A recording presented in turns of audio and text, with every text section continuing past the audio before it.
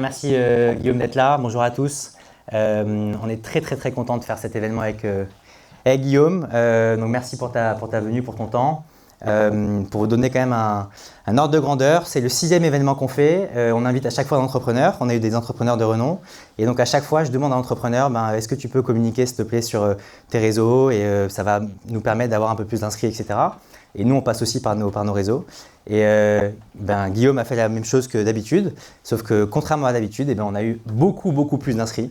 On a eu 400 inscrits à peu près. Donc vous faites partie des quelques personnes qui ont été retenues. Mais donc en tout cas, voilà, ça montre la qualité du travail qu'a fait Guillaume et qui fait qu'il est demandé aujourd'hui, que les gens veulent le voir, veulent l'écouter. Donc franchement, c'est top. Donc voilà, merci beaucoup Guillaume d'être là. On va du coup t'écouter un petit peu sur ton parcours et ce que tu as fait avec l'Amlist, etc. Peut-être juste avant, une rapide introduction sur qui on est DataShake et pourquoi on organise cet événement. Donc moi, je m'appelle Rémi, je suis cofondateur de DataShake. Ça fait 6 ans qu'on a créé cette agence avec Anthony et que j'ai rencontré chez Google. Et en fait, on est parti du postulat qu'en France, il y a énormément d'agences, médias et pas forcément, merci beaucoup, pas forcément des agences qui font du bon travail aux yeux de Google, de Meta, etc.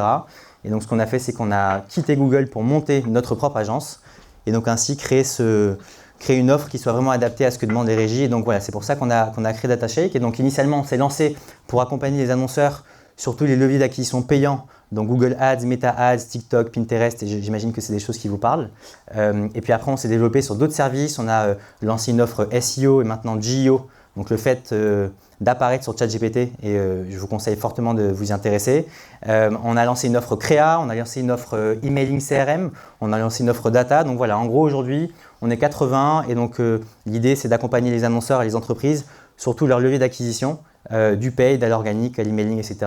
Et donc on organise ce genre d'événement tous les trimestres à peu près avec un entrepreneur à succès. Et ça peut nous permettre d'avoir un autre son de cloche sur l'entrepreneuriat, sur sa vision sur le marché actuel, etc. Donc c'est intéressant. Donc voilà, merci beaucoup Guillaume pour ta présence aujourd'hui. Est-ce que, pour commencer, peut-être on te laisse, je pense que beaucoup de gens te connaissent ici, mais voilà, on te laisse peut-être te présenter en quelques mots. Peut-être avant, déjà merci à tous d'être venus. Il me disait qu'il y avait des gens qui venaient d'un peu partout en France, donc ça met la pression, c'est cool.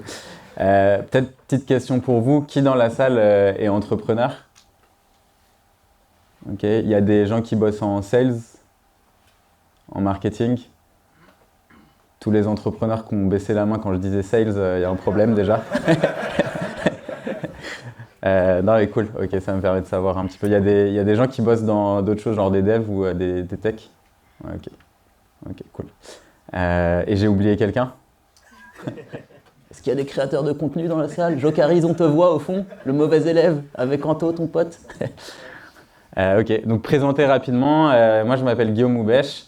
Je suis né dans une petite ville de province appelée Paris.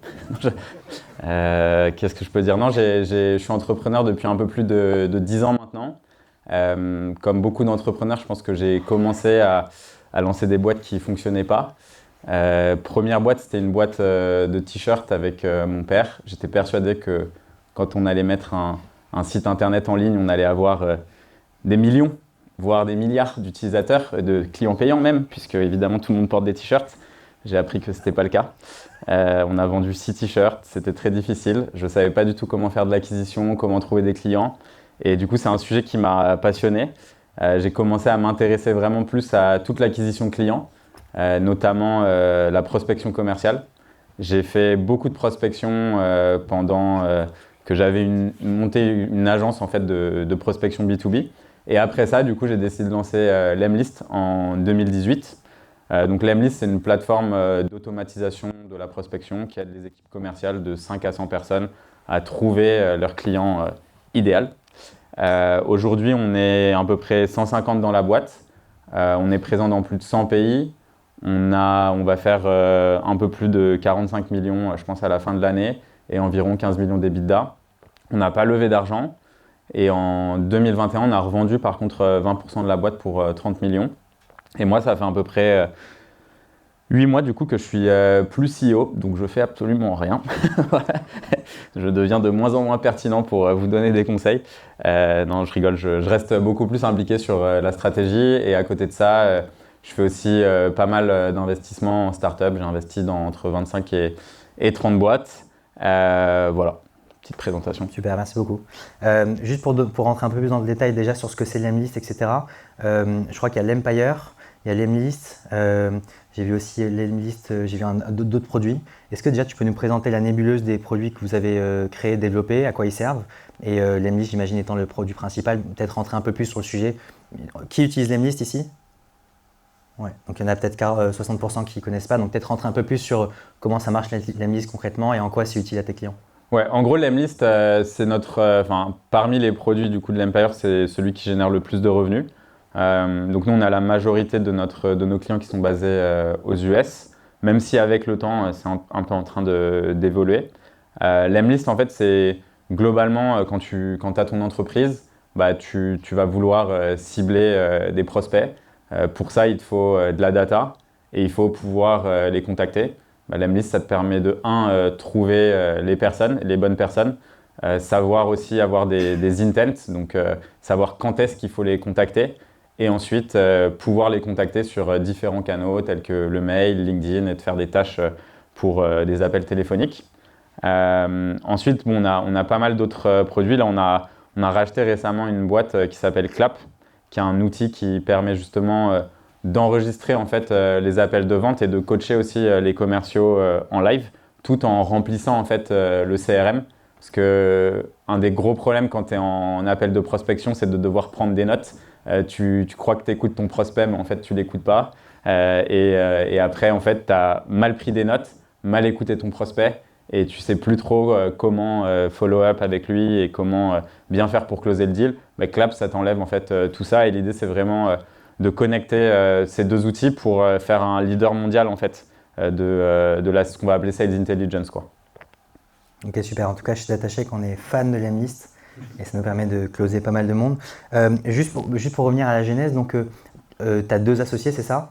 Non, j'ai plus d'associés. Enfin, non, maintenant. Ouais. Mais quand t'as fondé la boîte, tu as 2 associés et j'ai cru comprendre que tu avais une relation intéressante avec eux, en tout cas assez complémentaire. Est-ce que tu peux nous raconter déjà comment ça s'est fait avec eux deux et comment s'est passée l'association toutes ces années? Ouais, bah, si ça s'est terminé, c'est que vous avez déjà la réponse. Non, mais c'était… en fait, moi, je me suis associé avec des gens qui étaient très différents de moi, qui étaient développeurs depuis très longtemps, qui étaient de très bons développeurs.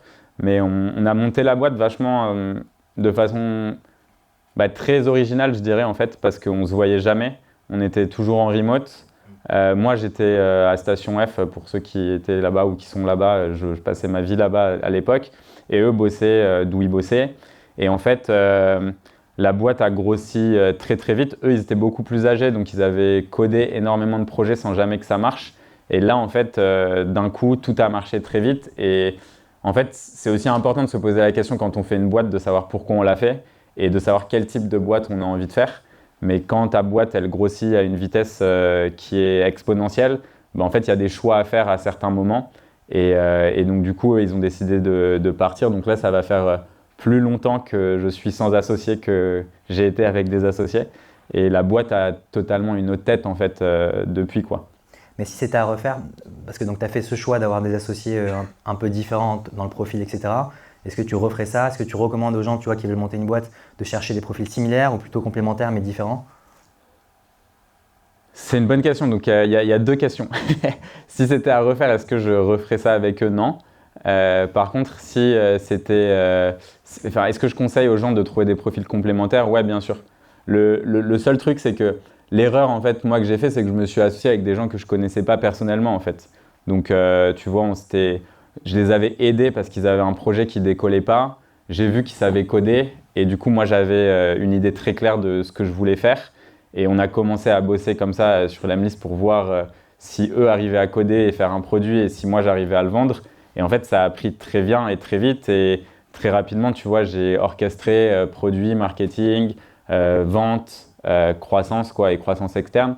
Et du coup, eux étaient vraiment sur la partie dev, mais ça leur convenait pas, tu vois. Et du coup, c'était des vrais freins pour le business. Je pense que, je sais pas si vous connaissez, tout le monde connaît YC ici ou pas, Y Combinator aux US.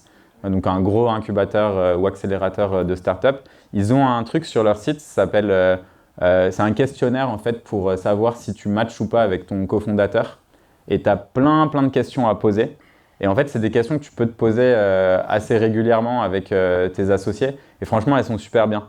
Parce que, bon, déjà, de à un instant T, on peut vouloir faire un certain type de boîte et réaliser au bout d'un moment que c'est plus le cas. Mais je pense que c'est vachement important au début, tu vois, de se dire les choses et de savoir vraiment ce que tu veux. Tu vois, est-ce que tu es prêt à bosser le week-end ou pas? Enfin, tu vois, moi, je travaillais 7 jours sur 7. Enfin, tu vois, genre, j'avais pas de problème avec ça. Eux, tu vois, quand j'envoyais un message après 17h, c'était un problème. Enfin, tu vois, genre, il y avait des… Donc, dès le départ, en fait, ça crée une asymétrie dans la relation qui faisait qu'il y avait énormément de frustration. Et je pense que, bah, au bout d'un moment, tu vois, après, ça arrive dans… Je sais plus quel entrepreneur disait ça, mais pour savoir si tu peux t'associer avec une personne, tu te mets à côté de lui dans le train, 3-4 heures, et tu vois si tu passes un bon moment, un mauvais moment, est-ce que ça fit sur certains sujets. Donc bref, j'ai trouvé C'est un bon test. Voilà, c'est un test. Ou enfermé dans un ascenseur aussi. Ouais, ça c'est encore pire. Donc juste pour revenir sur ton développement, tu disais tout à l'heure que tu faisais une grosse partie de ton CA aux US. J'avais entendu un peu plus de 50%, mais peut-être que ça a changé depuis. Ouais, ça a changé. Je pense que quand j'ai lancé l'Emlist, c'était 90% pendant jusqu'à 10 millions d'ARR. Et aujourd'hui, ça dépend si on regarde en termes de chiffre d'affaires ou en termes de nombre de clients, mais globalement, en chiffre d'affaires, je pense que US, ça doit représenter peut-être 45%. Donc, c'est le plus gros pays. Après, il y a la France qui est pas très loin et après l'Europe et les autres pays. Alors, comment tu as fait pour attaquer un marché comme celui-là qui est très gros, très concurrentiel et surtout en étant français et en n'ayant pas de personnes sur place? Voilà, c'était quoi un peu ton approche? En fait, au tout départ, donc, contrairement à ce que les gens peuvent penser, j'ai pas toujours voulu être bootstrap et ne pas lever de fonds. Du coup, les premiers mois, j'ai essayé de lever des fonds, mais je me suis pris des bâches par à peu près tous les VC de la place. Et du coup, on n'avait pas d'argent et le seul moyen en fait de faire de l'acquisition client, c'était d'utiliser l'Emlist, donc de faire de la prospection avec l'outil qu'on était en train de créer. Et au départ, je m'étais dit, bah, tu vois, on est en France, donc logiquement, je vais faire de la prospection à Paris. Comme ça, je pourrais voir les gens en live, j'arriverai à les closer avec mon charisme. Et ça n'a pas du tout marché. Je me suis pris que des bâches pareilles. Les Français, en fait, à chaque fois, ils étaient là, genre, est-ce que tu peux me donner plus de temps pour mon essai gratuit ou je suis pas prêt à payer? Et moi, mon but, c'était vraiment de closer. C'était pas juste d'avoir des bêta-testeurs, je voulais faire de l'argent, quoi. Parce que bon, les feedbacks c'est sympa, tu vois, mais si la personne ne paye pas, en vrai, ça sert à rien. Et du coup, à un moment, je me suis dit, parce qu'avec mon agence d'acquisition, en fait, j'avais déjà prospecté un peu à l'international et j'avais réussi, tu vois, à closer à l'époque SAP aux US en étant basé en France. Et donc, je m'étais dit, bah, en fait, je peux potentiellement. En fait, tu sais, la prospection, tu sais jamais sur qui tu vas tomber. Tu vois, à SAP, j'étais tombé sur un gars qui était pas le haut du panier, qui avait envie de tester des trucs et il avait un peu la flemme lui de prospecter et moi je lui proposais des campagnes, il m'a dit ok je vais tester et il s'en foutait, tu vois, il a même payé de sa propre poche quoi, tu vois. Et donc je me suis dit bah, je vais tester les US, je vais tester APAC, donc Asie-Pacifique et Europe, tu vois, d'autres pays en Europe pour voir. Et en fait très rapidement ce que je faisais c'est que je passais en gros toutes mes matinées à prospecter. En début d'après-midi j'avais des meetings avec l'Europe. Après, parfois, tôt le matin, j'avais des meetings avec Australie, enfin des gens en Australie ou Singapour, quoi. Et le soir, en fait, à partir de 15-16 heures jusqu'à 22, 23, minuit, en vrai, peu importe quand la personne me disait qu'elle était disponible, j'étais disponible aussi. Et je prenais tous les meetings avec les US. Et en fait, aux US, j'ai commencé à faire des choses que jamais j'aurais pu faire en France, tu vois. Donc, par exemple, typiquement, je montrais le produit et quand tu commences à vendre, ce qui est important, c'est de tester différents scripts de vente pour savoir un peu ce qui marche et ce qui ne marche pas. Et un truc, tu vois, que j'essayais de faire en France, c'était du genre, quand tu fais la démo, bah, tu demandes à la personne de partager son écran, tu lui fais créer un compte et après tu lui dis, tu l'amènes en fait sur la partie billing et tu lui dis, bah, là, tu vois, tu peux mettre ta carte de crédit. Comme ça, tu vois, t'es pas arrêté après 2 semaines d'essai gratuit, tu vois, t'es directement… et les Français, ils étaient là, mais ça veut dire que là, t'es en train de voir le numéro de ma carte, nanana. Et je dis, bah, si tu veux, tu peux arrêter de partager ton écran, enfin, je vais pas te voler, quoi. Ils étaient stressés, ils disent, non, mais je suis pas très à l'aise. Enfin, toi, j'avais des trucs comme ça et je me disais, oh là là, l'enfer. Alors qu'aux US, tu vois, ça passait, mais vraiment crème, quoi. Ils étaient là, ah ouais, genre, very good idea, tu vois, genre, c'est super, t'as raison, parce que c'est vrai que si une campagne s'arrête, c'est quand même chiant et tout, tu vois. J'étais là, bah oui, c'est pour ça que je te le dis. Et donc, du coup, tu vois, genre, je voyais que ça cliquait vraiment beaucoup plus. Et à un moment, je me suis dit, est-ce que, en fait, j'ai envie de continuer, parce que je suis français, à me dire, je vais continuer à prospecter en France en disant c'est mon beau pays, je l'adore, voilà, ou est-ce que je vais me dire, bah, en fait, j'ai juste envie de faire de l'argent et je vais juste bombarder sur les US. Donc en fait, moi, j'ai choisi bombardement sur les US et je faisais que de la prospection US. Et mon taux de closing, en fait, petit à petit, Lemlist a commencé à être de plus en plus connu dans la Silicon Valley. Après, tu vois, je segmentais aussi par État, parce que les États tu as des types de personnes et de boîtes assez différentes. Enfin, tu vois, si tu es, je sais pas moi, même dans un État, tu vois, tu vas au Texas, Austin, ça reste beaucoup d'entreprises tech-savvy. Si tu vas à Dallas, c'est pas du tout la même chose, tu n'as pas du tout le même type de boîte. Mais en fait, la profondeur du marché aux États-Unis, elle est infinie. Enfin, tu vois, genre, tu peux prospecter à vie et tu auras tellement de boîtes qui se recréent tout le temps que pour nous, c'est un puissant fond. Et donc, du coup, ben, j'ai commencé à faire ça et j'ai closé un peu plus de. Enfin, je sais plus, je pense que la première année, les 100 premières boîtes, déjà, je les ai closées seules comme ça, tu vois, en outbound. Et après, il y avait des boîtes qui arrivaient en bouche à oreille, etc. Plus une stratégie de contenu que j'alimentais. Et ce qui est assez drôle d'ailleurs, en fait, c'est que quand Lemlist est devenu plus connu aux US, les Français ont commencé à l'utiliser en pensant que c'était un outil américain. Et du coup, genre, quand il y avait des gens qui étaient dans le chat, tu vois, qui posaient des questions, et je voyais par la façon d'écrire des messages que c'était des Français, donc je répondais en français, et ils me disaient mais vous parlez français, tu vois, et genre j'étais là, bah ouais, c'est une boîte française, ah ouais, parce que j'ai trouvé ça c'était recommandé dans un Slack de nanana et tout, donc c'était assez marrant. Et donc, en fait, ce que tu dis, c'est que en faisant ça, tu as vu une différence de philosophie, une manière de penser vis-à-vis du produit, vis-à-vis de ton pitch commercial entre les Français et les Américains. Ouais. De ce que tu dis, un cycle de vente qui est peut-être plus long en France. En tout cas, ils sont plus suspicieux et tu vois, ils sont moins prêts à prendre des risques. Est-ce que, à l'inverse, les Américains, t'as un churn qui est plus élevé aux États-Unis parce que certes, ils peuvent signer plus vite, mais ils peuvent cutter plus vite. Qu'est-ce que tu as vu comme différence de philosophie vis-à-vis de ton produit? En fait, je dirais que le marché français, c'est sûrement un des pires marchés, en fait. Parce que pour moi, enfin, tu vois, le taux de churn, il peut être genre pire en France. Ouais. Parce que, en fait, les gens, ils ont ce même truc de. En fait, tu vois, tu me dirais en Allemagne, donc l'Allemagne pour nous, c'est un bon marché aussi. En fait, les gens, quand ils committent vraiment sur le long terme. Tu vois, ils se disent, ils ont passé du temps à faire un choix qui pour eux est cartésien, bien réfléchi. Et du coup, ils se disent, bah, si j'y vais pendant. Un an à fond et je vais vraiment poncer l'outil. Et après, si j'ai envie de changer, je changerai. En France, tu vois, ils vont mettre du temps avant de passer à l'action et de choisir. Ils vont avoir l'impression que de dépenser 50 €, c'est comme si j'achetais leur prochaine maison, tu vois. Et alors qu'ils n'ont pas de mal, tu vois, à dépenser au resto ou, tu vois, enfin, vraiment, il y a une logique. Et en fait, je dis ça, je critique pas du tout parce que moi, je suis le premier, je suis le roi des crevards, quoi. Quand j'ai monté ma boîte, j'étais là à négocier des discounts avec Notion aux US. Pendant longtemps, je payais 1 € Notion. Genre, j'avais réussi à négocier. J'aurais dit, je ferai un post LinkedIn sur vous, je vous en supplie et tout. Juste parce que je voulais pas payer, tu vois. Et pour moi, c'était vraiment genre, ce truc de négocier, j'ai adoré et tout. Et en fait, quand je me suis rendu compte à quel point ça me cassait les couilles quand je voyais les clients faire ça, j'ai changé ma mentalité. Mais à la base, je suis comme ça aussi. Donc, tu vois, c'est pas du tout un jugement de valeur. C'est plus, je pense qu'on est comme ça par défaut. Et aux US, je trouve qu'en fait, la vision de l'argent, en fait, pour résumer, si on doit résumer un peu les deux mentalités, en France, tout ce que tu dépenses, c'est un coût. Aux États-Unis, tout ce que tu dépenses, c'est un investissement. Et ça, c'est vraiment, tu vois, genre, c'est pas juste une phrase un petit peu. Eux, ils le voient comme ça. Et un investissement, ça peut aller à 10 000 ou à 0, ils s'en foutent, c'est un investissement. Et ils connaissent les règles du jeu, tu vois. Et ça, en fait, pour moi, c'était vraiment. Et pareil, après, le niveau d'ambition est aussi totalement différent là-bas, mais c'est un autre sujet, ouais.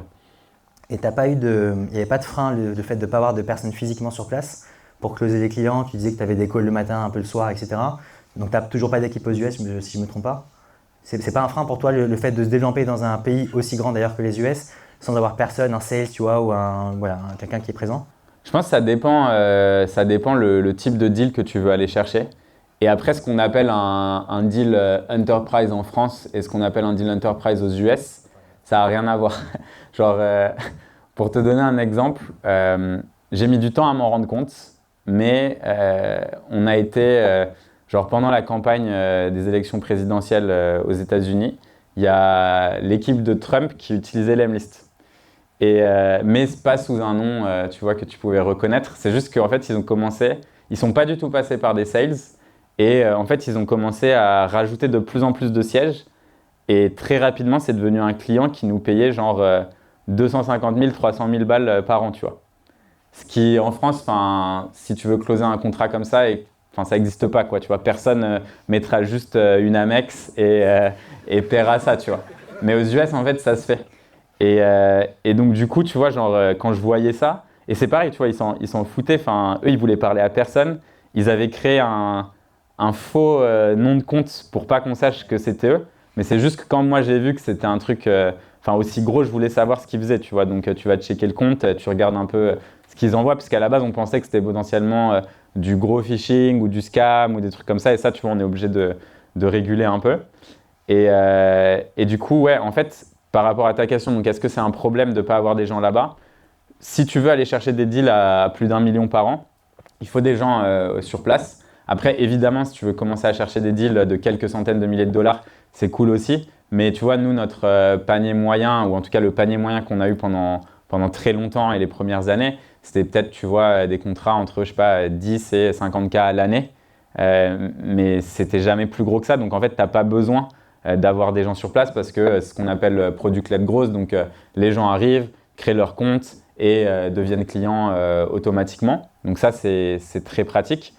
Après, ce qui est intéressant, c'est quand tu regardes la répartition géographique, on a été à 90% aux US jusqu'à 10 millions d'ARR. Après, ça a commencé un petit peu à diminuer quand on a décidé de créer une équipe sales en France. Donc là, tu vois, notre équipe sales, on a vraiment décidé de tester, de créer une équipe sales européenne pour voir comment on arrive à closer. Donc l'Europe a pris une beaucoup plus grosse part de marché. Et là, on est en train de relancer notre équipe aux US. Mais pour build une équipe aux US, ce qu'on est en train de faire, c'est qu'on met des gens, donc soit en Amérique latine, des très bons sales, qui sont sur la même time zone, soit au Canada. Au Canada, tu vois, genre Toronto, c'est une bête de ville pour recruter. Là, on a notre VP Sales US qui est à Toronto avec quelques AI, quelques account exécutives. Et ça, c'est vraiment top parce que du coup, tu payes pas le prix américain. Le français crevard est de retour. Mais en vrai, tu as la même culture. Enfin, tu vois, Toronto, ils ont une équipe NBA, ils ont Drake. Je pense que c'est important. C'est important. C'est la même culture, tu vois. Et c'est ça qui est… Quand tu veux aller chercher des… Parce que, en fait, ce qui s'est passé aussi avec l'Emlist, c'est que nous, on a eu une stratégie où on a commencé par des comptes qui étaient beaucoup plus petits. Donc, vous vous demandez peut-être comment tu trouves les gens que tu vas prospecter au tout départ. J'en ai pas parlé tout à l'heure. Mais en fait, moi, j'ai passé beaucoup de temps dans des communautés, que ce soit Facebook, Reddit ou Slack, où en fait, je m'intégrais dans des communautés créées aux US et je regardais les problématiques des gens, des fondateurs de boîtes tech, etc. Et dès qu'ils avaient des problématiques, en fait, je les aidais gratuitement. Je passais du temps, tu vois, à réfléchir et brainstormer sur des problèmes qui me concernaient absolument pas. Et après, du coup, ça me permettait, tu vois, de créer déjà un premier réseau, d'aller closer ce premier réseau. Et quand tu as closé ce premier réseau et que… Parce que à la base, en fait, il faut savoir que… Enfin, moi, je ne viens pas du tout du monde du business. Enfin, tu vois, je suis ingénieur chimiste, donc j'ai rien à voir avec tout ça. Et quand tu n'as vraiment pas de réseau, tu vois, tu pars… Aujourd'hui, par exemple, je lance un produit SaaS. Enfin, demain, c'est beaucoup plus facile, tu vois. Je mets un post sur Insta, sur LinkedIn, peu importe. Je dis, je lance un truc. J'ai besoin de 100 testeurs et je décris qui c'est. Les gens vont venir. Après, tu fais un top produit et tu te lances. Enfin, tu vois, tu as un avantage qui est fou. Mais à l'époque, quand tu dois te créer ton réseau, en fait, le meilleur moyen que j'avais trouvé, c'est juste apporter un maximum de valeur à des gens que je ne connais pas, créer du lien avec eux, essayer de les closer pour que ça devienne des bêta-testeurs, faire un produit qui soit de mieux en mieux et quand il est arrivé, on va dire, à légère maturité, essayer de le vendre à d'autres personnes qui sont en dehors de ton cercle 1, quoi. Ok, merci, c'est hyper complet. Juste, donc tu as reparlé à un moment du fait qu'un client comme Trump, en tout cas quand tu as des très gros clients comme ça, tu dois t'assurer que ce ne soit pas du phishing. Je trouve que le monde de la prospection, il a évolué ces dernières années, et notamment parce qu'il y a eu un peu un abus, tu vois, et on reçoit tous, je pense, pas mal de mails, alors c'est aussi par téléphone parfois, mais en tout cas beaucoup trop de mails de prospection. C'est quoi ta recommandation, tu vois, pour les utilisateurs de Lemlist? Est-ce que tu conseilles de faire, tu vois, des campagnes en masse? Est-ce que tu conseilles de faire de l'ultra personnalisé? Un peu des deux, voilà. C'est quoi tes conseils, tu vois, en 2025, bientôt 2026, pour faire une super prospection par email? En fait, je pense que la super prospection, elle est multi-channel. Enfin, vraiment, tu vois, si tu es sérieux pour la prospection, faut tester tous les canaux. Parce qu'il y a des gens qui répondent jamais aux emails, d'autres qui répondent jamais à LinkedIn, d'autres jamais au téléphone. Mais en général, les gens répondent au moins sur un des 3 canaux, tu vois. Après, je trouve qu'en fait, les gens qui continuent de dire que la prospection, c'est du volume et c'est un jeu de volume, c'est une vision qui pour moi est pas forcément assez long-termiste. Te dire que ça marche pas, ça serait faux, tu vois. Si tu as envie de faire un coup, tu vois, et d'essayer d'avoir très rapidement des utilisateurs, des retours et tout, tu as évidemment des moyens de gros hacking où ce que tu vas faire, c'est que tu vas acheter, je sais pas moi, 100, 200 domaines. Tu vas utiliser chaque domaine pour envoyer 30, 40, 50 emails par jour. Donc en fait, ça veut dire que tu vas envoyer des milliers d'emails tous les jours. Et là-dedans, tu auras peut-être 1% de réponse, ce qui va te permettre de générer du rendez-vous. Oui, foncièrement, ça peut marcher. Après, tu vas faire chier aussi beaucoup de monde qui potentiellement vont pas kiffer ta marque. Et sur le long terme, tu vois, ça peut te détériorer. Donc, moi, ma vision, elle est toujours plus sur essayer de trouver en fait quels sont les intents qui te permettent, tu vois, de closer beaucoup plus. Donc, je vais donner des exemples concrets. On a dans nos clients des gens qui sont des agences de recrutement, par exemple. Donc, dans les intents, dès qu'il y a, je sais pas moi, une nouvelle publication d'offres de recrutement, ben, en fait, ils savent qu'ils peuvent contacter la personne ou la personne en charge dans le département du recrutement pour essayer de vendre leurs produits. C'est pertinent, tu vois. C'est un intent qui marche bien. Nous, dans notre cas, on sait que dès qu'il y a un recrutement, tu vois, de VP Sales, ben, en fait, on peut aussi contacter soit le CEO, soit le Sales Manager, parce qu'on sait qu'ils vont s'équiper, ou en tout cas, on peut monitorer. Quand un VP Sales change de job, ben, pareil, tu vois, s'il était client Lemlist, on peut le recontacter. En fait, il y a plein de choses comme ça, et des intents, tu en as des centaines. Et ça t'aide vraiment sur le long terme, tu vois, à contacter la bonne personne au bon moment avec le bon message. Et je pense que c'est la meilleure façon de réussir, tu vois. Mais la réalité, c'est qu'en fait, le sales, tu vois, il y a évidemment, est-ce que tu arrives à résoudre un problème spécifique? Et après, il y a une question aussi de timing. Et le timing, en fait, c'est 0 ou 1. Donc, soit tu sais résoudre le problème, oui ou non, et soit c'est le bon timing, oui ou non. Si c'est pas le bon timing, bah, en fait, tu pourras rien faire et c'est pas grave, mais au moins, tu as essayé, quoi. Ok, chez DataCheck, on a essayé un truc récemment, c'est la prospection par WhatsApp. Ah ouais, c'est cool. Et comme pour l'instant, tu n'es pas limité, enfin, tu as quelques possibilités. Ouais, on limite WhatsApp pour l'instant, ouais. Ouais, mais non, pardon, excuse-moi, pas sur les listes. Ah, ok. Mais on envoie en direct Ok. à des prospects, tu vois, on les relance sur WhatsApp. Ok. On a des super taux de réponse par rapport à de l'email ou par rapport Ah ouais, c'est ouf. par rapport à du SMS. T'as regardé sur Lemlist parce qu'on a ajouté WhatsApp. Ben, notre head of sales est dans la salle, je sais pas où il est, mais il va se mettre dessus. Alors, il y a un des événements qui t'a fait énormément connaître, c'est quand tu as marketé un petit peu ta fausse levée de fonds. Je sais pas si on veut parler de ça comme ça. Ouais. Et on a vu partout des gros titres. J'ai dit non à 30 millions d'euros. Donc voilà, est-ce que tu peux nous raconter un peu cette histoire et en quoi ça t'a servi? Ouais. En fait, l'histoire, tout a commencé. J'étais en interview avec sur un podcast qui s'appelle The Top Entrepreneur. C'est Nathan Latka qui fait ça. Et en fait, c'est un podcast où en gros, il prend des boîtes tech et il les passe un peu au crible où il va te demander quelle est ta croissance, quels sont tes chiffres, ton ARR, etc. etc.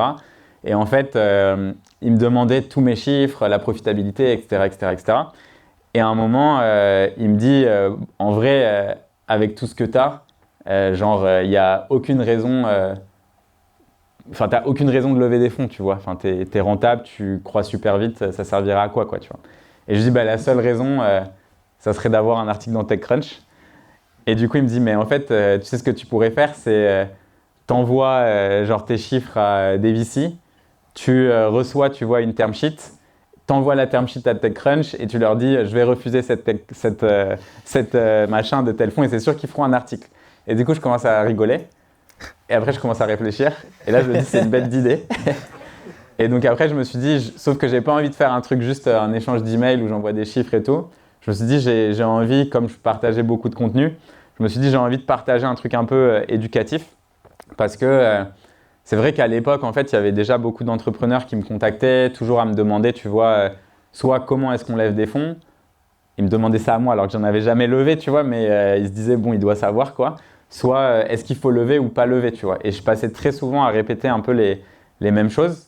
Et là, je me suis dit, bah, du coup, je vais préparer un peu tout un storytelling sur 2 mois, tu vois, où en fait, je vais interviewer des fondateurs de licorne. Donc, j'étais avec John, que tu avais reçu, Jonathan Anglove, avec Nicolas Deseigne de Algolia, avec Thibaut Elzière qui avait fondé. Donc, je posais des questions sur comment lever, etc., etc. Après, j'ai fait la même chose avec des VC, donc où je leur posais les questions sur c'est quoi un bon pitch, qu'est-ce qu'il faut faire, tout ça. Et donc, je prenais plein de notes dans les interviews et j'avais fait plein de vidéos YouTube. Et après, je me suis dit, bah, je vais faire un truc qui n'a jamais été fait auparavant, c'est je vais prendre une VC et je vais faire un pitch live avec elle et elle va me démonter en live, quoi, en gros, tu vois, ou en tout cas me poser des questions, me challenger, tout ça. Et l'objectif, ça va être après, tu vois, d'annoncer en fait publiquement qu'on lève et de voir un peu les retours qu'on aurait, tu vois. Et du coup, cette VC, en fait, c'était Pascal Dienne qui, en fait, est basée à San Francisco ou San Diego à l'époque. Et elle, c'était Roxane Varza, donc, qui est présidente de Station F, qui me l'avait introduite. Et on s'est vachement bien entendu. Et donc, on a fait ce live parce qu'en plus, elle, c'était cool pour elle parce qu'elle sourçait beaucoup de deals en France aussi. Il y a beaucoup de VC américains qui aiment bien venir en France pour des boîtes tech. Et donc, elle trouvait ça trop cool et elle était contente de faire du content avec moi. Et donc, on a fait ça. Et après ça, du coup, elle m'a envoyé une term sheet. Et comme moi, je l'aimais bien, je lui ai dit, bon, Pascal, en vrai, je vais être honnête avec toi. Moi, mon objectif, tu vois, c'est de dire non. C'est de faire du bruit et montrer que, en fait, on ne veut pas lever et tout. Et j'ai pas envie, tu vois, de te la mettre à l'envers, quoi. Parce que, enfin, tu vois, franchement, je pense que le plus important dans la vie, c'est de préserver les relations, ça sert à rien. Et elle m'a dit, mais non, je m'en fous et tout, tu t'imagines pas la visibilité que ça m'a fait, c'est où je reçois des messages tout le temps, enfin, elle était trop, trop sympa. Et en fait, du coup, à ce moment-là, donc, tous les VC de la place commencent à s'exciter parce que ils avaient vu le pitch, donc ils voyaient nos métriques live et ils étaient comme des fous. Et là, je reçois vraiment genre... je pense 40 messages, mais de tout le monde, tu vois. Sequoia, Axel, Besmer, enfin, tu vois, il y avait tous les top fonds et tout, et les moins top aussi, donc je ne mentionnerai pas de nom. Mais du coup, genre, tu vois, mon inbox, ça devient un peu n'importe quoi. Et en fait, là, genre, je refais une vidéo pour annoncer la hype, tu vois, qui est là, et je dis, bah, je me laisse une semaine pour décider si oui ou non, tu vois, j'accepterai l'offre des 20 millions que Pascal a fait.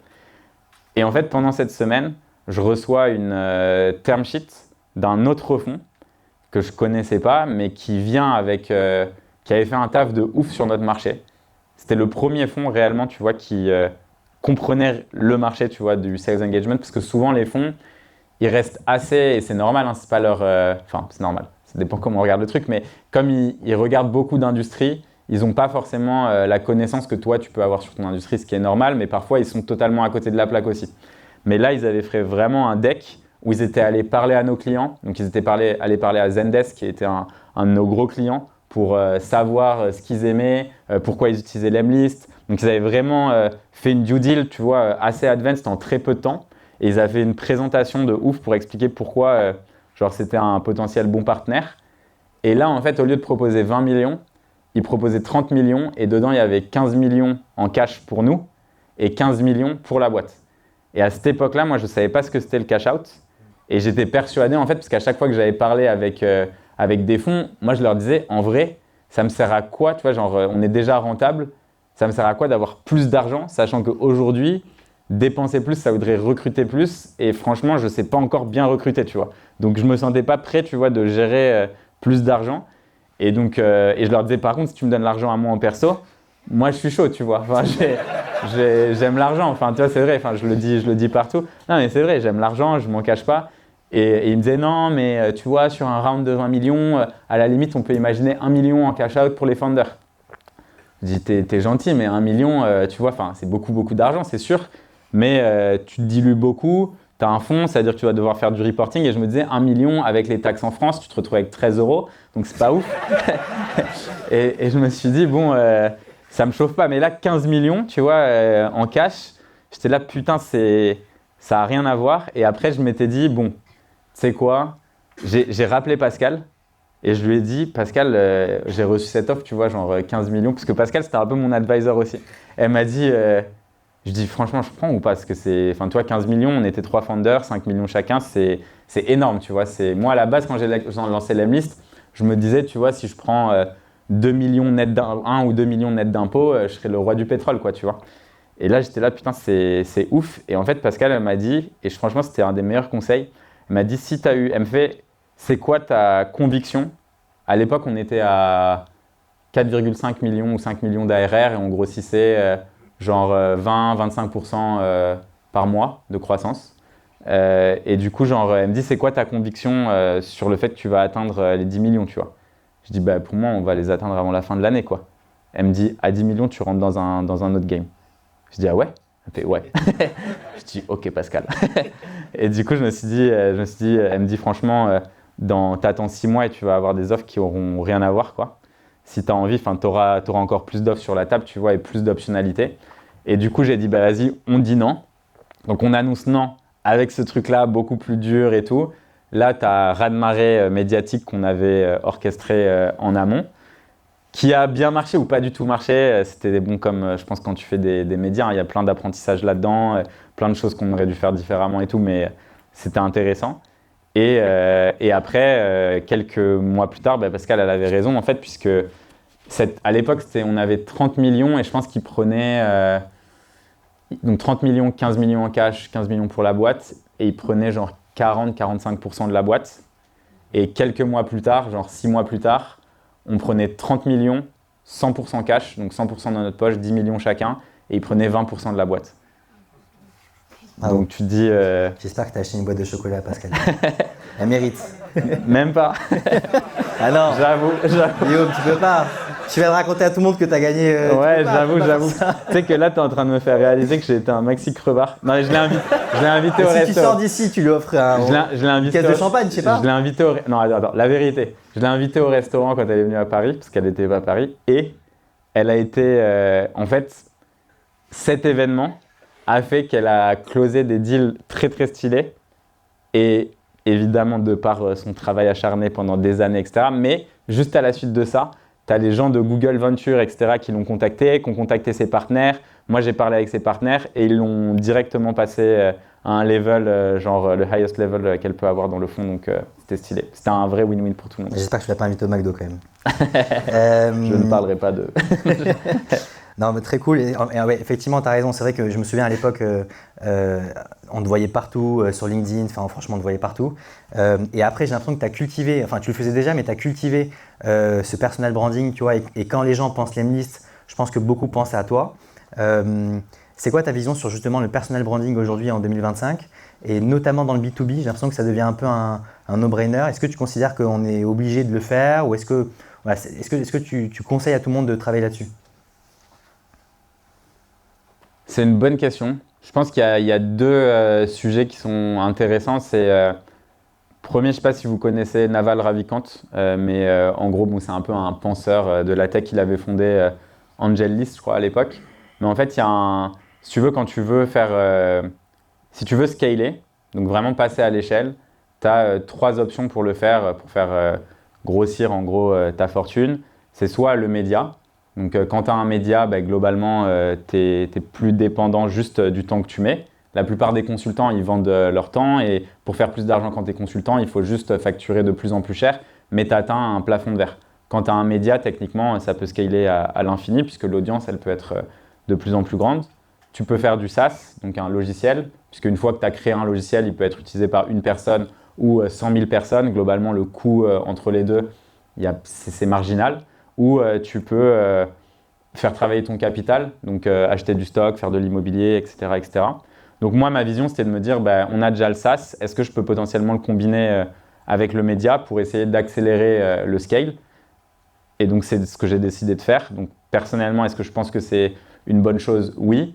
Maintenant, pourquoi est-ce que je pense que c'est une bonne chose? En l'analysant, moi, ma vision, c'est que tout le monde essaye de toujours surcomplexifier la vente et les raisons de pourquoi quelqu'un achète.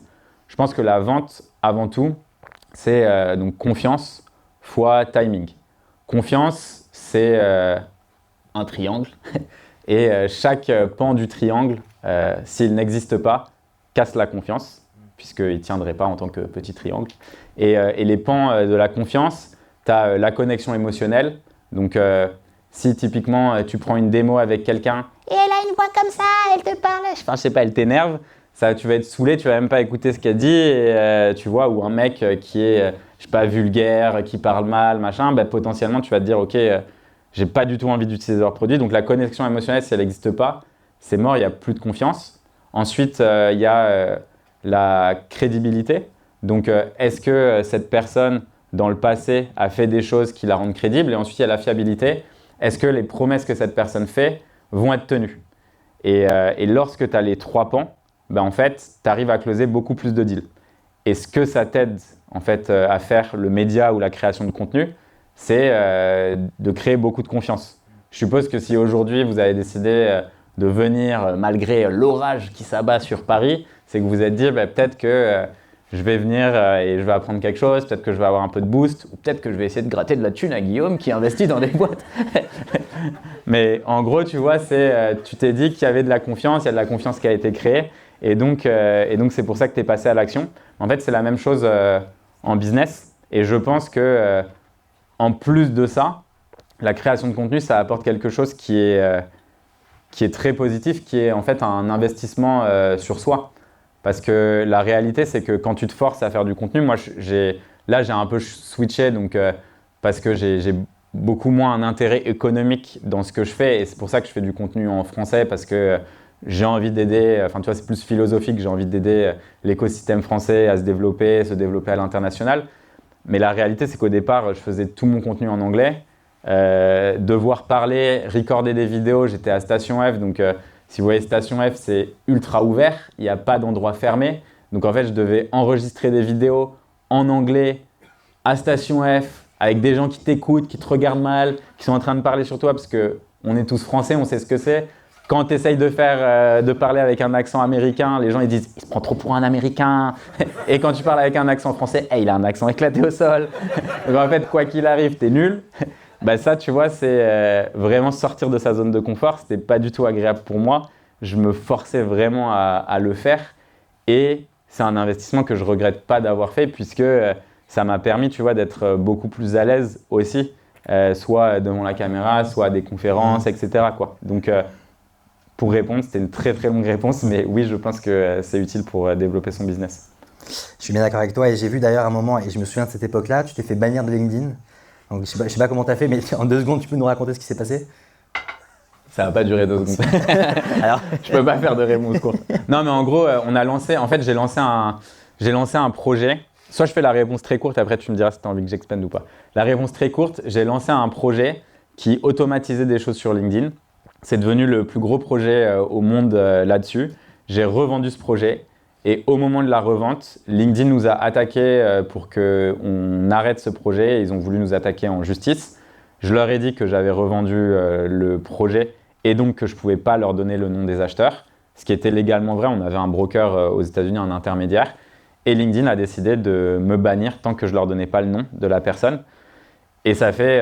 j'ai été banni là au cours des 5 dernières années, peut-être 8 fois. Donc le profil que vous voyez n'a que 1 an et demi. C'est un petit profil. Donc ouais. Mais là c'est bon, là il tourne et il n'y a pas de problème. Ouais, il tourne. Après, le jour où ils se rendent compte que je suis revenu, ils vont me reban. Enfin, toi, j'ai l'habitude, c'est pas très grave. En fait, moi, j'aime bien à chaque fois, les gens ils me disent « mais t'en as pas marre de recommencer à zéro et tout ?» Je dis « bah non, en fait, je sais pas, tu sais, c'est toujours déjà l'algo, il change pas mal avec le temps et c'est toujours une courbe d'apprentissage, tu vois, tu t'essayes de refaire du content et après, j'ai la chance aussi d'avoir d'autres plateformes, donc je pars jamais vraiment de zéro, quoi. Alors, toute ton histoire autour de l'AMI, c'est surtout autour du fait que, que tu sois bootstrappé et que tu n'aies pas fait de levée de fonds. Et l'avantage d'une levée de fonds notamment, c'est quand même de minimiser un peu la prise de risque parce que tu as levé des fonds, donc tu as plus de ressources et donc globalement, tu es un peu plus sécure. Quand on t'entend parler, on a l'impression que c'est une ligne droite. Est-ce qu'il y a il y a eu des moments chauds, j'imagine, tu vois, où en étant bootstrappé, tu t'es dit que la boîte était peut-être à risque ou j'en sais rien. Est-ce que tu peux nous parler d'un moment qui était un peu plus chaud, où il y a eu une galère quelconque? Ouais, il y a eu plein de moments très très difficiles. En fait, il y a plusieurs choses. C'est que déjà, on a l'impression que l'AMI, c'est une croissance exponentielle et tout. La réalité, c'est que déjà, il y a plein de moments de doute. Que là, je vous parle des débuts, comme si c'était allé très vite et tout. En fait, il y a eu des passages où, typiquement, un moment où on commençait à vraiment grossir. Et j'ai eu la bonne idée de changer entièrement l'interface parce que je n'étais pas content de mon taux d'activation. Donc en fait, du jour au lendemain, j'ai tout redesigné le produit et j'ai pas trop prévenu mes utilisateurs. Et quand j'ai changé du coup toute l'interface, on a eu genre 50% de nos clients qui ont annulé leur abonnement. Donc on a perdu la moitié de notre revenu. Et surtout à l'époque, je commençais à avoir la communauté Facebook. Ça faisait vraiment genre 6 mois que je postais ultra régulièrement pour faire venir des gens. Il commençait à y avoir un peu de partage et tout. Et ce jour-là, je me suis fait insulter. L'avantage, c'est qu'ils ne m'insultaient pas directement parce qu'ils pensaient qu'on était une boîte beaucoup plus grosse que ce qu'on était. Donc ils disaient le support nous dit, alors que c'était moi le support. Apparemment, l'équipe produit, encore moi. J'ai pas encore eu le fondateur. Ah là, c'était moi. Et du coup, les gens, ils pétaient un câble, quoi. Et ils disaient, je sais pas qui a voulu faire ces changements, mais c'est vraiment des cons. Et moi, j'étais vraiment persuadé que c'était la bonne solution, quoi. Et donc, du coup, ce que j'ai fait, c'est que j'ai passé du temps avec les gens qui étaient les plus vocaux, donc ceux qui nous insultaient globalement. J'ai pris le temps de faire des meetings avec eux. Je suis resté toute la nuit à capter en fait quels étaient les problèmes et pourquoi. Et j'ai vu les erreurs que j'avais faites. J'ai passé ça aux devs pour qu'ils puissent faire les changements en production assez rapidement. C'était pas des trucs ultra critiques. Et après, en fait, les gens ont commencé, enfin en tout cas les gens qui étaient vocaux ont commencé à dire ils ont réussi, franchement je suis content d'investir sur la liste, peut-être qu'ils font de la merde parfois, mais au moins ils nous écoutent et le produit devient de mieux en mieux, quoi. Ça n'a pas empêché en fait quand même 50% des gens de partir. Par contre, le taux d'activation a vachement augmenté. Donc au final, je pense que j'avais raison. Mais pendant ce moment-là, en fait, tu te dis que du jour au lendemain, en fait, il m'a fallu quand même 2 mois pour le savoir, tu vois, que c'était le cas. Parce que tu vois, tu as 2 semaines d'essai gratuit. Toi, quand les gens annulent leur abonnement, ils arrêtent de payer dès maintenant, quoi. Donc en fait, tu sais que ton mois d'après, il va être pourri, que tu vas avoir un mois flat, que c'est super important un jour si tu veux lever, que chaque mois, tu aies toujours de la croissance parce que si ta boîte, elle fait ça, ou ça descend, en fait, c'est pas du tout la courbe que les gens ont envie de voir. Si demain, Google n'existe plus, comment tu fais? Enfin, tu vois, il peut y avoir plein de moments comme ça qui te mettent des pressions de ouf. Mais j'ai l'impression en fait que des histoires comme ça, on en a tellement vécu avec Lemlist qu'avec le temps, en fait, j'arrive à vachement me détacher de tout ça et je le vois limite. Et bon, ça, c'est peut-être un peu bizarre, mais je le vois, tu vois, comme un challenge excitant à chaque fois. Enfin, je me dis comment on va résoudre ce problème, tu vois. Et je me dis c'est cool, de se poser. Et au début, évidemment, tu as un peu le seum, mais après, tu te dis bon, vas-y, franchement, ça va faire une bonne histoire à raconter. Donc, qu'est-ce qu'on va créer, tu vois. Et typiquement, un des projets qu'on avait lancé qui s'appelait Lemworm, donc ça permet de faire en sorte que tes mails arrivent dans l'inbox et pas dans les spams. En fait, Google a voulu le shutdown, tu vois, ce projet. Parce qu'on arrivait à niquer leur algo de détection de spam, tu vois. Et donc, comment est-ce que tu essayes de... Personne travaille chez Google ici? Non. En gros, comment tu essayes de faire, tu vois, en sorte que ça soit un peu caché et que tu puisses faire les choses de façon bien évidemment légale, c'est toujours des moments créatifs. Dans ta stratégie de croissance, tu as eu aussi, donc tu l'as dit un peu en intro, pas mal de croissance externe. Donc j'ai noté Toplio, TweetHunter et donc là cette semaine notamment Clap. Comment, tu vois, quand tu es face à une opportunité comme ça, ton arbitrage entre développer la feature ou le produit toi-même ou alors racheter une boîte à plusieurs millions d'euros, j'imagine, à chaque fois. Comment tu fais cet arbitrage-là et qu'est-ce qui fait que tu vas plus racheter des boîtes? En tout cas, j'ai l'impression que c'est ce que tu as fait plus souvent. Ouais, il y a plusieurs trucs. Enfin, déjà, moi, je prends beaucoup de décisions à l'instinct, donc c'est pas forcément toujours très utile, mais pour les gens, et c'est pas très reproductible. Mais pour donner l'histoire de Taplio Tweethunter, en fait, les fondateurs, il y avait un des founders qui était avec moi au collège et que j'avais pas vu depuis genre 15 ans, qui m'avait contacté avant de monter Taplio et Tweethunter. Et on avait passé un peu de temps et je lui avais donné des idées. Il avait commencé à lancer. Et son SaaS avait vachement grossi, il grossissait très vite. Alors que lui venait d'un background où il avait eu une boîte, où il avait levé des fonds et ça n'avait pas du tout marché avant. Donc là, il avait une boîte rentable. Et versus avant où tu vois, il avait passé, je sais pas, levé 5-6 millions pour passer 5 ans de sa life à avoir 0 à la fin, à avoir des investisseurs qui contrôlent ton salaire, etc. etc. Et là, il se disait, ben, en fait, cette boîte, elle peut potentiellement me donner ma liberté financière à vie. Et il commençait en fait à avoir des offres de rachat. Et du coup, il est venu me voir parce que j'avais fait un article sur comment j'avais vendu du coup le projet qui m'avait valu d'être banni de LinkedIn. Et du coup, il voulait savoir genre comment est-ce que tu me conseillerais de structurer un peu ce deal ou tu vois, est-ce que j'avais des idées quoi. Et on commençait à en parler. On parlait de la façon dont il pouvait être intégré dans la boîte, earn-out, pas d'earn-out, quel était le type de boîte. Enfin, tu vois, je lui donnais mes conseils. Et en gros, le soir à, je pense, minuit et demi, 1h du mat', il m'envoie un message genre j'arrive pas à dormir. Est-ce que en fait la stratégie ça serait pas que vous êtes la personne qui, enfin vous êtes la boîte qui nous rachète quoi, tu vois, parce que moi je kifferais bosser avec toi. Je pense qu'il y a un truc de ouf à faire. Et du coup j'étais là, vas-y laisse-moi 24 heures. Et en 24 heures j'ai fait une offre.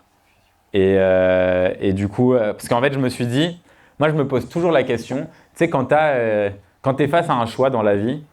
J'aime bien me poser la question, quelle est, tu vois, genre tu as 2 voies possibles, quelle est la voie qui te permettra de raconter les meilleures histoires plus tard? Parce qu'en fait, au final, la réalité, c'est que c'est ça, tu vois, on est sur Terre pour expérimenter un maximum de choses et on a tous, je pense, on a tous un cerveau qui nous empêche de prendre des risques, tu vois, parce qu'il veut qu'on soit le plus safe possible, il veut pas mourir, c'est le principe de survie, quoi. Et en fait, je me suis dit, franchement, j'ai jamais racheté de boîte. Je trouve que c'est stylé déjà de dire que tu as racheté une boîte. Et ensuite, je me dis, c'est sûr que je vais apprendre plein de trucs, tu vois. Donc en fait, je me suis dit, ok, comment est-ce qu'on peut faire un deal qui fait sens pour tout le monde? Et c'est là où j'ai découvert en fait le M&A et la créativité que tu peux avoir en M&A. Parce qu'en fait, quand tu rachètes une boîte, la plupart des gens se disent, et vous avez sûrement dû le voir dans les médias, je sais pas, machin rachète telle boîte à 500 millions, 600 millions. La réalité, c'est que vous connaissez rien sur le deal. Donc tout le monde s'imagine que c'est 600 millions de dollars, d'euros ou peu importe. Dans les faits, tu as peut-être 400 millions en stock qui seront jamais liquides. Donc en gros, 400 millions qui n'existent pas. Tu as peut-être 150 millions qui sont en earn-out, donc de l'argent que tu débloqueras que si tu atteins des objectifs qui peuvent être totalement irréalisables. Et en fait, le reste de l'argent, si ça se trouve, il va que aux investisseurs initiaux. Et donc, en fait, j'ai découvert ce monde où la seule limite, c'est ce que ton cerveau peut créer, tu vois. Et donc, on a fait un deal qui était genre ultra compétitif et qui a servi tout le monde. Donc, les founders ont pu prendre au total sur quelques années plusieurs millions chacun dans leur poche net d'impôts. Et nous, en fait, on a pu acheter la boîte en partie avec le profit qu'elle générait. Et donc, sur 3-4 ans, globalement, avoir une boîte qui se paye toute seule, tu vois. 2 dernières questions avant qu'on passe aussi aux questions de l'audience. Donc, aujourd'hui, tu as dit que tu n'étais plus CEO. Donc, tu as mis un CEO chez Lemlist. Et c'est intéressant de savoir en fait ta vision sur le rôle du CEO. Est-ce que tu considères qu'un CEO, plus le temps passe, plus la boîte grandit et scale, et plus il doit s'effacer, ou alors, et c'est un peu ce que tu as fait de ce que je comprends, ou alors tu vois, en fonction des business, le CEO doit quand même rester présent sur certaines décisions un peu majeures. Comment tu vois le rôle du CEO évoluer avec le développement d'une boîte? Moi, je pense en fait qu'il n'y a pas de règles, tu vois, il y a plein de types de boîtes différentes, il y a plein de types de CEO différents. Il y a des gens qui sont très bons dès le départ pour recruter et déléguer soit parce qu'ils l'ont déjà fait, soit parce que naturellement, ils sont comme ça. Moi, ce n'était pas du tout mon cas. Moi, je pense que je suis quelqu'un qui aime le craft, quoi, l'artisanat, tu vois, genre j'aime faire, en fait. C'est ça qui me passionne, c'est ça qui me fait kiffer. Et donc, pendant très longtemps, en fait, on a atteint, tu vois, 10 millions de revenus récurrents annuels avec une équipe de, je sais pas, 25 personnes. Et enfin, tu vois, j'étais encore impliqué dans tous les projets de marketing, et ça me faisait vraiment kiffer. Mais en même temps, j'étais aussi un peu le goulot d'étranglement. Donc, j'ai beaucoup fait de coaching pendant ces 8-10 dernières années. Et l'idée, tu vois, c'est de savoir à quel point toi, tu es la personne qui commence à bloquer un peu les décisions. Et donc, au bout d'un moment, je me suis dit que j'étais trop dans l'opérationnel et que ça devenait un peu compliqué parce que j'ai dû aussi, quand mes associés sont partis, j'ai dû refaire rebuild from scratch toute l'équipe tech, remonter, tu vois, un produit qui puisse scaler de zéro. Donc, en fait, j'ai passé 2 ans déjà que je bossais énormément. J'ai passé 2 ans à me rajouter, en plus de tout ce que je faisais, la tech, donc les devs et tout ça. Et ça a été très lourd pour moi. Et en fait, il y a un moment où je me suis dit, j'ai besoin, tu vois, de prendre un peu plus d'air et de retrouver ma zone de génie qui est plus sur la créativité, tout ça. Et donc, j'ai recruté un COO, donc quelqu'un pour gérer plutôt les opérations. Et en fait, il s'avère que cette personne, donc Charles, c'est un mec, c'est une machine de guerre, ultra brillant. Et donc, il y a eu un moment où, et ultra ambitieux. Et voir quelqu'un avec énormément d'ambition et l'envie d'apprendre, l'envie de grandir dans un poste qui était COO, et ben en fait, je me suis dit, à un moment, il est venu me voir et il m'a dit, genre, je me retrouve, tu vois, à faire des call sales et les gens, ils se demandent ce que fait le Chief Operating Officer ici, machin. Dans les faits, tu vois, je manage les équipes et tout. Et je me suis dit, est-ce que tu voudrais être CEO, tu vois? Et en fait, en le disant, j'ai pas senti que mon ego était froissé. Je me suis pas dit, j'ai besoin d'être CEO pour exister. Je pense que j'avais fait la part des choses de me dire, enfin, tu vois, je suis pas défini par mon titre et je pense que on peut l'être pendant longtemps, tu vois, quand on a une boîte. C'est cool en vrai d'être CEO, tu vois. Enfin, c'est un titre honorifique. Non, mais c'est stylé, quoi, tu vois. Je sais pas, les gens, quand j'ai signé mon appartement, elle avait mis président. J'étais là, ouais, c'est cool, tu vois. Genre, je sais pas. Non, mais en vrai, tu vois, il y a toujours un peu d'ego qui est lié à ça. Et je pense que à ce moment-là, je me suis dit, genre là, tu vois, je suis dans une situation qui est quand même idyllique. Tu vois, on a une boîte qui fait plus de 10 millions d'EBITDA, donc il y a de quoi investir. On a retrouvé de la croissance. Et Charles, tu vois, est la bonne personne pour manager les équipes et il me l'a prouvé, tu vois. Donc en réalité, moi, tu vois, genre, j'ai envie de designer une vie qui m'excite de ouf et j'avais d'autres projets aussi en parallèle. Donc en vrai, c'était le timing parfait, quoi. Alors, c'était ma dernière question. À quoi ça ressemble le quotidien de Guillaume Moubèche et sur quoi tu travailles en ce moment? En fait, mon quotidien, là, en fait, je suis dans une phase qui est pas des plus faciles pour moi, mais qui est essentielle. C'est la phase de l'ennui, tu vois. Donc, c'est important de s'ennuyer. Moi, je suis quelqu'un qui est très obsessionnel, donc quand j'ai un projet, je suis un peu un fou. Donc, au moment où, tu vois, j'ai un peu délégué la partie plus opérationnelle, en fait, je me suis mis à fond dans le triathlon. Donc, directement, j'ai fait des Ironman, tu vois, donc des trucs encore où t'as pas le temps de réfléchir. En fait, tu t'entraînes tellement, tu fais tellement de choses. Enfin, tu vois, mon emploi du temps depuis toute ma vie, ça a été remplir mon emploi du temps pour éviter que mon cerveau soit à se poser trop de questions. Et là, du coup, je suis dans cette phase où mon cerveau il est en train de se poser des questions. Donc, c'est une phase que j'aime pas du tout, mais qui est quand même utile puisque je pense que c'est de cette phase que tu ressors les plus beaux projets. Donc là, j'ai pas mal de projets. J'ai des projets d'IMO, j'ai des projets potentiellement liés à des fonds. J'ai un livre que je suis en train d'écrire aussi. Et je regarde un peu. Je suis dans une phase de réflexion de comment j'ai envie de designer ma vie exactement. Donc, le combo, avoir du sport, avoir des projets qui me motivent et qui me stimulent intellectuellement. Et tu vois, un groupe social qui me fait kiffer. Voilà. Bon, super, à suivre. Merci beaucoup, Guillaume. Avec plaisir. Merci beaucoup.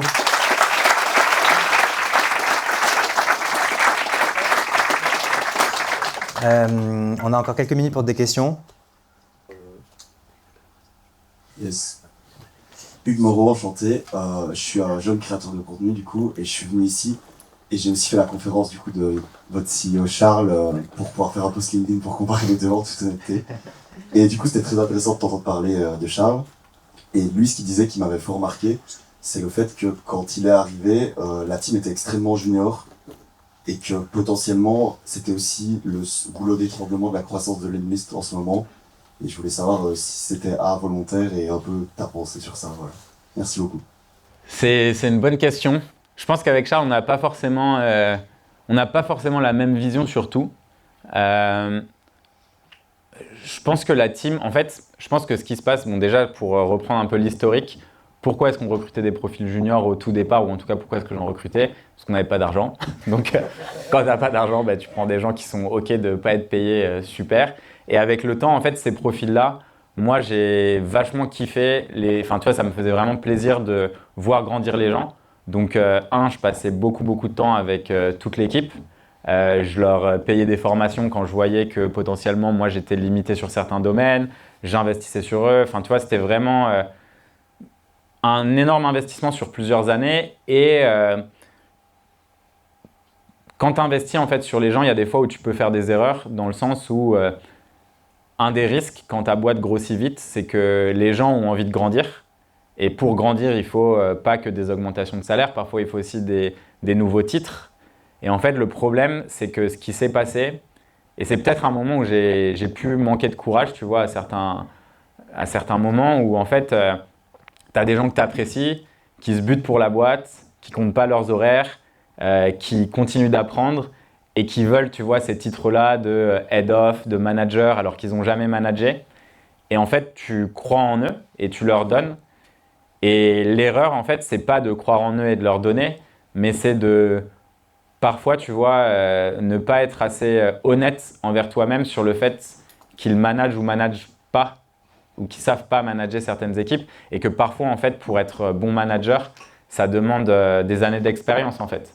Donc, la réalité, c'est que je pense que Charles est arrivé à un moment où lui, tu vois, il a un background qui est très différent du mien, tu vois, il vient plutôt des cabinets de conseil. Enfin, il a bossé plutôt en audit, donc Ernst Young, donc là où c'est très carré, là où les diplômes ont de l'impact. Alors que moi, tu vois, certes, j'ai des bons diplômes, mais j'ai fait beaucoup de choses différentes dans ma vie. Et les gens que j'ai recrutés, c'était que des Avengers, quoi. C'était des gens, je sais pas, tu vois, je recrutais parfois des gens qui avaient bossé 10 ans dans un garage. Des gens qui… Enfin, tu vois, moi, j'avais pas trop ce truc. Enfin, tu vois, je suis allé chercher mes premiers employés en Serbie. Enfin, tu vois, c'était… Enfin, j'ai fait des trucs, en fait, qui étaient totalement hors du commun. Et c'est sûr que quand tu as une mentalité qui, parfois, est très française, avec des… On a tous un peu des croyances limitantes qu'on a de par notre éducation. Bah oui, en fait, l'équipe était certes junior. Je pense que dans certains postes, il fallait des gens plus seniors et c'est ce qu'on a fait.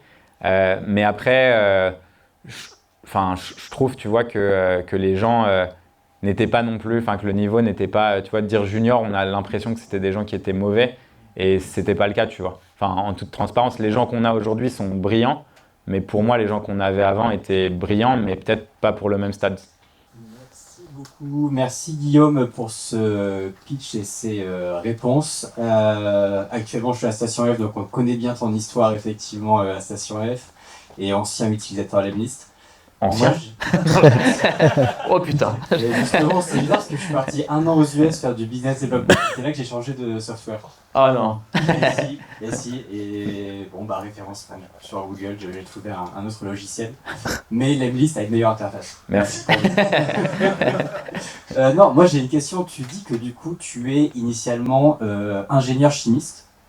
D'où t'es venue l'idée de Lemlist, qui est diamétralement opposé du coup effectivement à cette de là où tu viens, quoi. Ouais, en fait mon parcours c'est d'abord j'ai commencé à la fac de sciences, après j'ai fait de la recherche en chimie organique, donc synthèse de médicaments.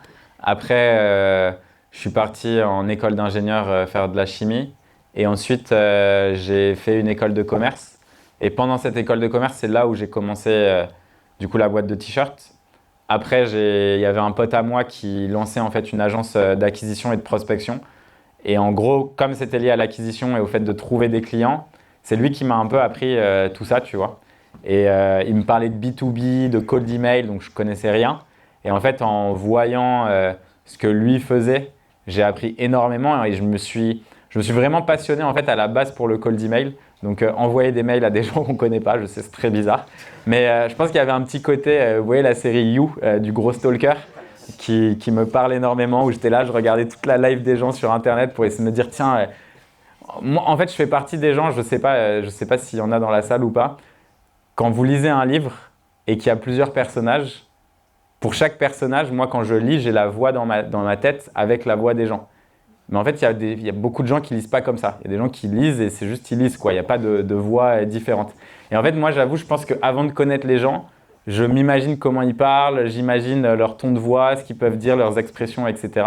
Et je me suis un peu passionné pour les cold email. J'ai testé tous les outils du marché. Et contrairement à toi, je me suis dit que Lemlist était meilleur. Et du coup, j'ai créé... Ouais, non, je rigole. Et du coup, voilà, c'est comme ça que m'est venue l'idée de Lemlist. Salut Guillaume, bon déjà je voudrais te dire merci, franchement pour la valeur que tu donnes à l'écosystème, je te suis vraiment depuis le début. Tu distribues une valeur, j'avoue je suis un gros fanboy, je trouve ça vraiment très cool. Moi ce qui m'avait marqué, donc je suis utilisateur de Lemlist depuis genre 2021, et un truc qui m'avait marqué c'est que tu arrivais sur Lemlist et là tu te prenais un hey, tu te rappelles ou pas? Ouais.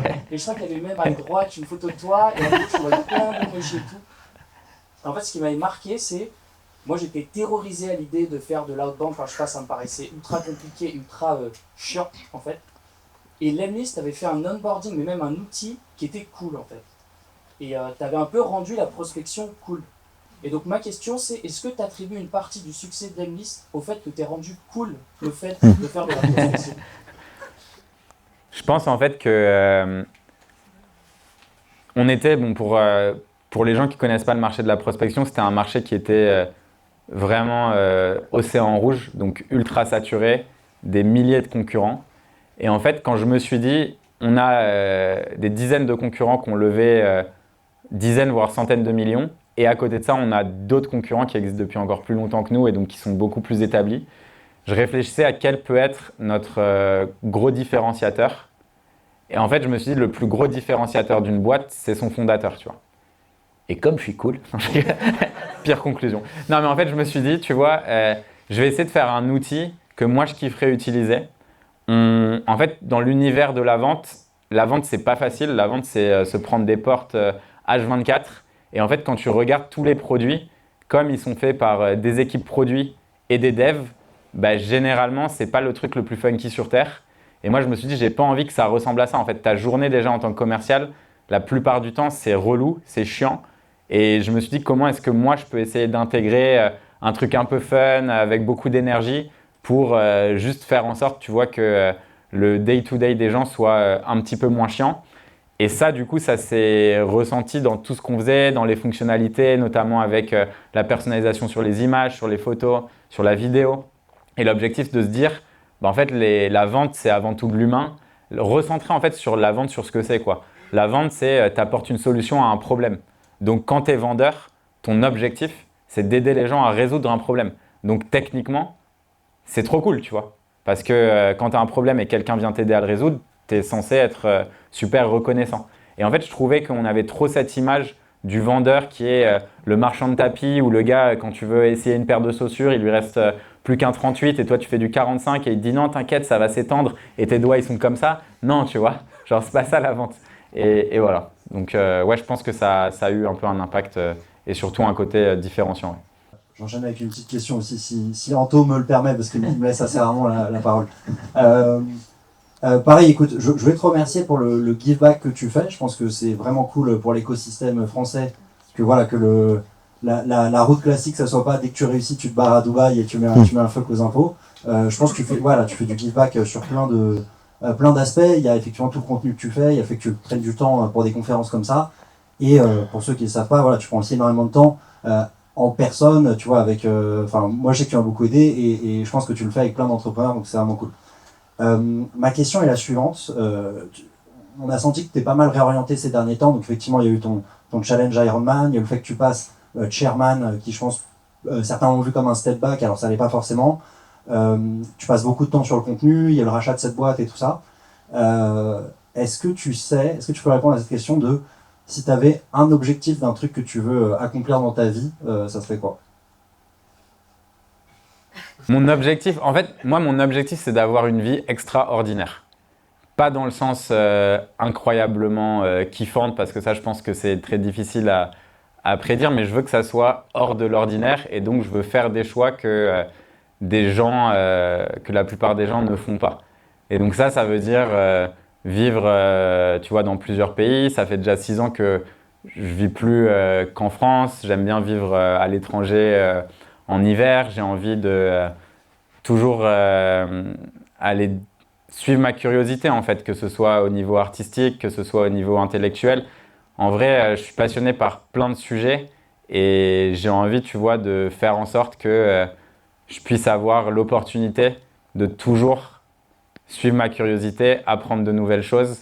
Et pour moi, ça serait une vie réussite, quoi. Entouré des bonnes personnes, évidemment.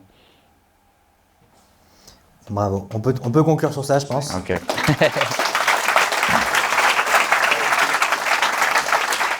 Merci beaucoup Guillaume. Donc tu restes un peu avec nous. S'il y en a qui ont des questions, vous pouvez parler à Guillaume. Je voulais remercier particulièrement Alexis qui fait le tour de la salle, sans qui l'événement n'aurait pas pu avoir lieu.